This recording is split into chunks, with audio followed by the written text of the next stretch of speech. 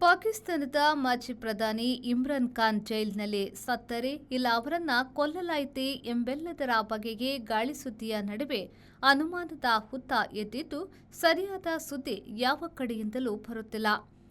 ಮಾಜಿ ಕ್ರಿಕೆಟಿಗ ಇಮ್ರಾನ್ ಖಾನ್ ರಾಜಕಾರಣಿಯಾಗಿ ಪಾಕಿಸ್ತಾನದ ಪ್ರಧಾನಿ ಗದ್ದುಗೆ ಏರಿದವರು. ರಾಜಕೀಯ ಕಾರಣಕ್ಕೆ ಅವರ ಪಕ್ಷವನ್ನ ನಿರ್ಬಂಧಕ್ಕೆ ದೂಡಿ ಅವರನ್ನ 2023ರ ಆಗಸ್ಟ್ನಿಂದ ಸೆರೆಮನೆಯಲ್ಲಿ ಇಡಲಾಗಿದೆ. ಅವರ ಮೇಲೆ ಮುಖ್ಯವಾಗಿ ಸರ್ಕಾರಿ ರಹಸ್ಯವನ್ನ ಬಯಲು ಮಾಡಿದ ಆರೋಪವನ್ನ ಹೇರಲಾಗಿದೆ. ವೆಬ್ ಭ್ರಷ್ಟಾಚಾರದ ಪ್ರಕರಣ ಕೂಡ ಇದೆ. ಇಮ್ರಾನ್ ಖಾನ್ರ 3 ಸಹೋದರಿಯರು ನೂರೆನ್ ಖಾನ್, ಆಲಿಮಾ ಖಾನ್, ಡಾ. ಉಜ್ಮಾ ಖಾನ್ ಅವರ ಸಹೋದರನ್ನ ನೋಡಲು ಹೋಗಿದ್ದಾಗ ರಾವಲ್ಪಿಂಡಿಯ ಅಡಿಯಾಲ ಜೈಲಿನ ಹೊರಗಡೆ ಮಾರಣಾಂತಿಕ ಹಲ್ಲೆಗೆ ಒಳಗಾಗಿದ್ರು.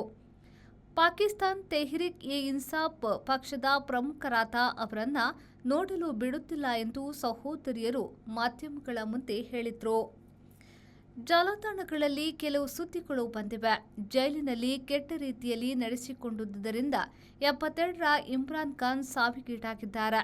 ಇನ್ನೊಂದು ಸುದ್ದಿ ಅವರನ್ನ ಜೈಲಿನಲ್ಲಿ ಕೊಲ್ಲಲಾಗಿದೆ, ಹತ್ಯೆ ಮಾಡಲಾಗಿದೆ, ಗುಟ್ಟಾಗಿ ಶವವನ್ನ ಜೈಲಿನಿಂದ ಹೊರಕ್ಕೆ ಸಾಗಿಸಲಾಗಿದೆ. ಈ ಎಲ್ಲ ಸುದ್ದಿಗಳು ಬಲೂಚಿಸ್ತಾನ ಹಾಗೂ ಅಫ್ಘಾನಿಸ್ತಾನ ಮೂಲದಿಂದ ಹೊರಬಿದ್ದಿದೆ. ಪಾಕಿಸ್ತಾನದ ತನಿಖಾ ಏಜೆನ್ಸಿ ಐಎಸ್ಐ ಸೇನಾ ಮುಖ್ಯಸ್ಥ ಜನರಲ್ ಆಸಿಂ ಖಾನ್ ಅವರು ಸಂಚು ಮಾಡಿ ಇಮ್ರಾನ್ರನ್ನ ಮುಗಿಸಿದ್ದಾರೆ ಎನ್ನಲಾಗಿದೆ. ಈ ಸುದ್ದಿಯನ್ನ ಪಾಕಿಸ್ತಾನದ ಆಡಳಿತದ ಆಳುವ ಯಾವ ವಿಭಾಗವೂ ನಿರಾಕರಿಸಿಲ್ಲ. ರಾವಲ್ಪಿಂಡಿ ಅಡಿಯಾಲ ಜೈಲಿನಿಂದಲೂ ಯಾವುದೇ ಮಾಹಿತಿ ಹೊರಬಿದ್ದಿಲ್ಲ. ಇಮ್ರಾನ್ ಖಾನ್ ಪಕ್ಷದ 1000 ಮೀರಿ ಬೆಂಬಲಿಗರು ಗುರುವಾರ ಪ್ರದರ್ಶನವನ್ನ ನಡೆಸಿದ್ರು. ಅವರನ್ನ ಪೊಲೀಸರು ಲಾಠಿ ಬೀಸಿ ಚದುರಿಸಿದ್ರು.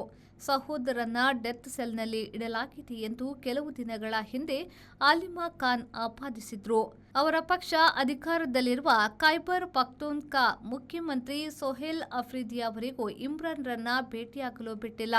ಇದು ಅನುಮಾನದ ಹುತ್ತವನ್ನ ಮತ್ತಷ್ಟು ಬಲವಾಗಿಸಿದೆ.